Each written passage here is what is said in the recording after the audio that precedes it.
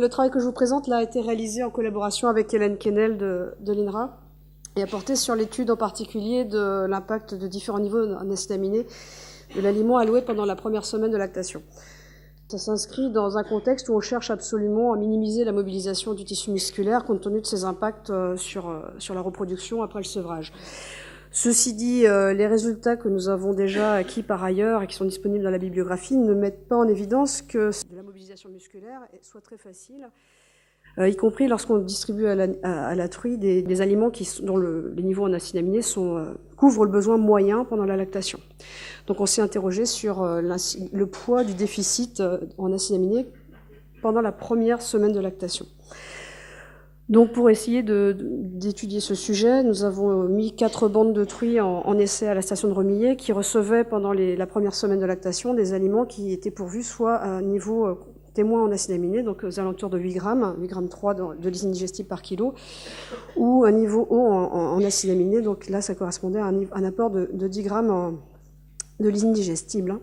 et le reste de la protéine était calé sur le profil de la protéine idéale pour la truie allaitante. Au-delà de la première semaine, toutes les truies recevaient le même aliment. Donc si on regarde un petit peu le bilan en lysine digestible par période, donc par semaine de lactation, on a bien confirmation ici sur ce graphique que les truies du niveau haut en acides aminés étaient quasiment à un bilan nul en lysine sur la première semaine, contrairement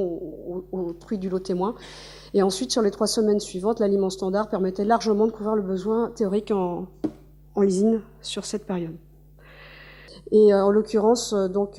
sur les 28 jours, vous voyez que l'estimation de la mobilisation des réserves protéiques à partir de la perte de poids et puis de gras ne me permet pas de visualiser un avantage quelconque du lot haut. Et en fait, si on regarde en parallèle la mobilisation des réserves énergétiques, il y a une mobilisation du même ordre de grandeur.